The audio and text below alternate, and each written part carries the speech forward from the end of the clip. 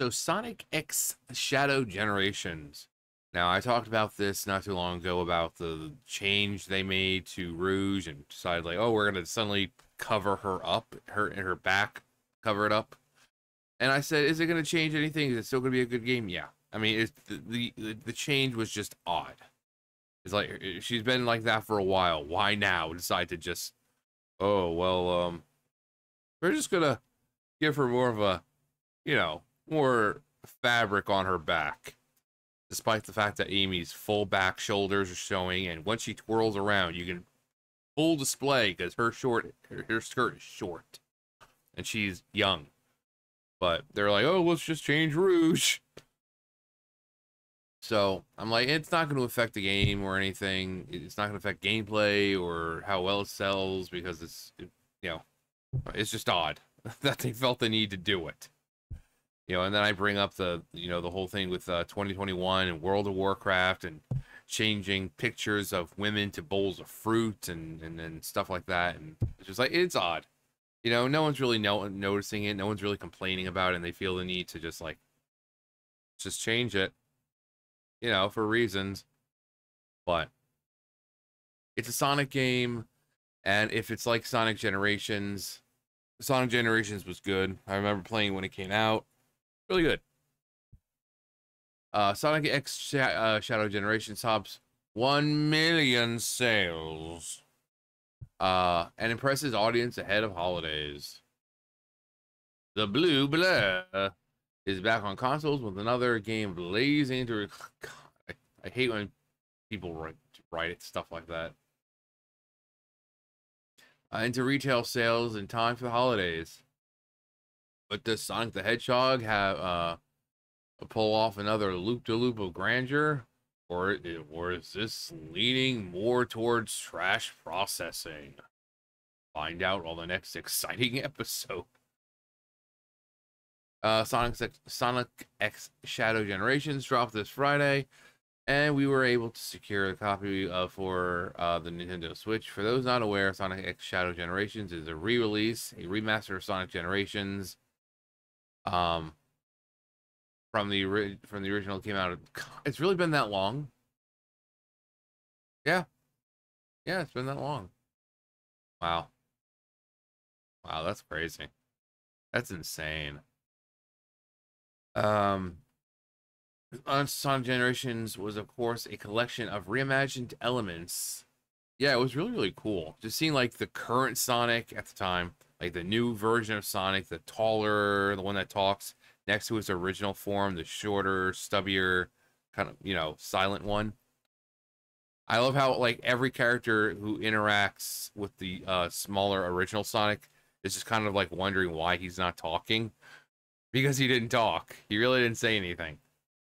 I think they each had their own little dialogue of questioning. It's like, why aren't you saying anything in like some kind of way? But it was a good game. They kind of like all the worlds if I remember, all the worlds had like, not all the worlds, but certain zones or whatever had like energy drained. And when you first start them, they're just like white. They look like models that with no texture to it.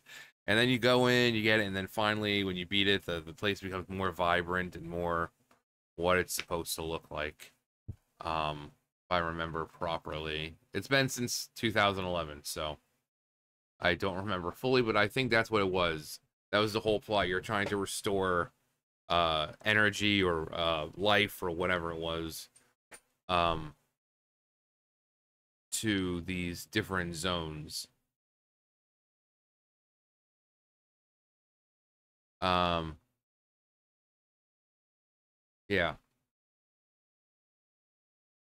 Oh my god.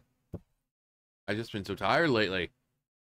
Before we do final and more review of the game, here are first impressions. First off, Shadow Generations is a fun addition to the original collection. Graphically, the upgrades are what you would expect from a current era remaster. You notice that some scenes, like the one, yeah, that's what I said. The ones with Rouge aren't as high quality and look more like the original Sonic Generations. Infamous changes to Rouge's model. seem like they will fly over that. Yeah, like I said, it's not going to change the game. It's not game breaking. It's just it's weird. It's just odd that they decide to just like up and down. Let's just do it. Um, if you're not looking for them, Shadow Generation tells a remix version of Shadow's life with an element called the Time Eater, taking players through the greatest hits his history, in his history. I mean, beginning with Shadow's origins on the Space Colony arc with Maria and Gerald Robotnik. Do we get to see Gerald die? I mean, spoilers. The soundtrack stands out and appears to be new recordings and orchestrations of the original tracks for each of the levels. Actually, that's pretty cool. That's really cool. Like the space arc and all of that. The place had some pretty cool music in it. Like in Sonic Battle 2 or Sonic Adventure Battle 2, I can't. There's the level, when you're basically having to fight Shadow and you guys, it's just like one long like strip of road, and you guys just having to off each other. But the music, even for something like that, it's really, really good. That game has some really good music. Even Pumpkin Hill, which is, once Pumpkin Hill dropped, I'm like, oh yeah, Pumpkin Hill. It did get annoying after a while. I don't think it was the music so much that it was the level. It was just the level that got annoying. But then you had to like City Escape or something like that, and you're like, oh yeah, music's great. The level is great, especially when you're rushing down, you're getting chased by the truck. Yeah, great level. I mean, it was supposed to be. It was like the first level of the game. It's like as soon as you turn on the game and start the game, that's where it drops you. Right there, City Escape. You're being chased by that truck. Or at the end, you're being chased. The first time you drop down, you're kind of like snowboarding without the snow. You're just boarding throughout, and then get to a point where you kind of flip off of it and land in the level finally, and then you're able to move and jump and bounce and everything else Sonic does. The sound, in our opinion, it sounded a lot better. Although you almost can't compete with the grainy sound. Yeah, there's just something special. The hub world for the generations is called the White Space. If that area, you hear a lot of different tracks depending on location. In that area, you hear a lot of different tracks depending on if I remember, it's like in the original, it's like you go to Green Hill, you'll hear the Green Hill Zone. You run over to the next area, you'll hear the main theme for that zone. So it's cool that you get to hear the different tracks for it, kind of like remastered. Kind of like the Chemical Plant, ba ba ba ba ba. You go over there and you'll hear that, but just like a updated remix version of it, or not remix, but an updated remastered version. So it's really cool. Depending on location, if you're just traveling around, you might hear a dramatization instrumental version of "All Hail Shadow," or I am all of me. Which should be fun callback for longtime Sonic fans. As for the levels themselves, the masters of the zones for multiple Sonic games are amazing. Sonic Team created a good nostalgia and freshness by incorporating the new Doom power mechanics in the Shadow campaign. This gameplay seems to be a combination of Sonic Forces, Shadow Generations, and Sonic Frontiers. Sonic Frontiers. So, I mean, Sonic Frontiers was open, like an open, explorer, open world. Sonic Generations had the dual, with characters and stuff where you could be Sonic, you could be young Sonic or original Sonic. Sonic Forces. Okay, I mean it kind of but whatever. Shadow Generations plays as the greatest hit moments of Shadow. Yeah, 2001. Yeah, he's been around a while. As mentioned before, the campaign starts on Space Colony Arc. After that, player revisits Rail Canyon. Okay. Not my favorite, but sure. Incorporating Doom Spears blasting to the change rails, dodge obstacles, and defeat enemies. A few acts and boss battle later, you have the Kingdom Valley. Much aligned Sonic 06. Sonic 06. Oh, that game is terrible. I couldn't finish it. I'm like, I can't. This game is too broken. It's broken. The addition of the Doom Surf ability and modern era camera controls that make that level feel even more enjoyable this time around. For Sonic 06 fans, Shadow's Eagle Friend, the Eggman's robots specific to that game, do make an appearance. Yet despite Sonic 06 being erased from canon, it somehow makes it into Generations.